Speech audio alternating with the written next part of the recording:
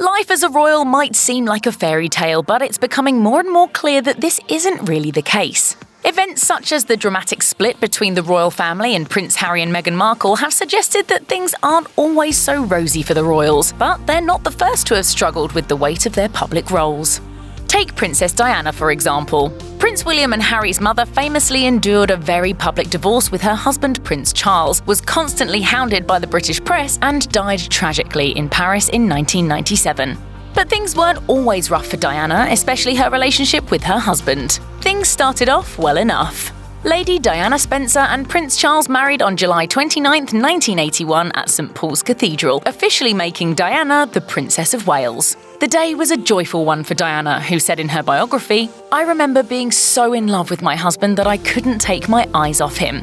The young princess added, "I just absolutely thought I was the luckiest girl in the world. He was going to look after me." Well, was I wrong on that assumption? But trouble began brewing even on their honeymoon, where they took off for a 14-day cruise aboard the royal yacht Britannia. According to Diana's biography, Charles wore a gift from his former girlfriend Camilla Parker Bowles, cufflinks with intertwined C's for their names. Well, there were 3 of us in this marriage, so it was a bit crowded. Despite this rocky start, Charles and Diana went on to conceive their first child, and in June 1982, Prince William was born. While William grew to be happy and healthy, Diana's second pregnancy ended in a miscarriage in September 1983. Thankfully, the palace announced in February 1984 that Diana was pregnant again, and the baby was due in mid-September. But while this birth brought Diana much joy, it also spurred Charles into making a joke that hurt her to her core. The truth is, Prince Harry's birth came as kind of a disappointment to Prince Charles. Prince Charles had desperately wanted a daughter after the birth of their first child, William. Princess Diana knew that she was expecting a boy during the pregnancy, but kept it a secret from Charles because he was so adamant about having a daughter. So when Harry was safely delivered after a 9-hour delivery, he was given his full name, Henry Charles Albert David Mountbatten Windsor.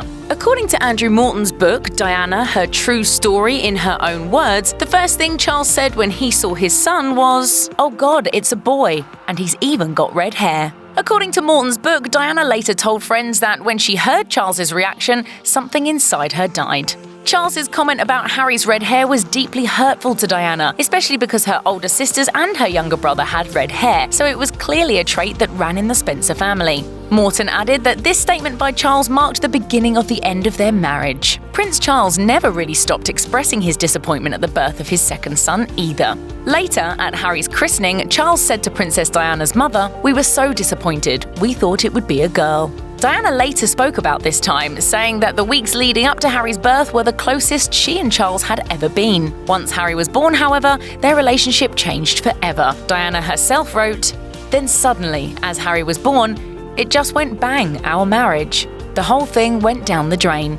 Their marriage ultimately proved unsuccessful, and British Prime Minister John Major announced their divorce in December 1992. Then, in August 1997, Diana tragically died in a car accident, solidifying herself in the minds of the British public as the so-called People's Princess. Suddenly, the narrative had changed, and people came to see Diana as someone who was pushed out of the royal family because she did things differently. As she said in her famous 1995 BBC interview with Martin Bashir, "I do things differently because I don't go by a rule book, because I lead from the heart, not the head. And albeit that's got me into trouble in my work, I understand that. But someone's got to go out there and love people and show it." Check out one of our newest videos right here. Plus, even more Nicki Swift videos about your favourite royals are coming soon. Subscribe to our YouTube channel and hit the bell so you don't miss a single one.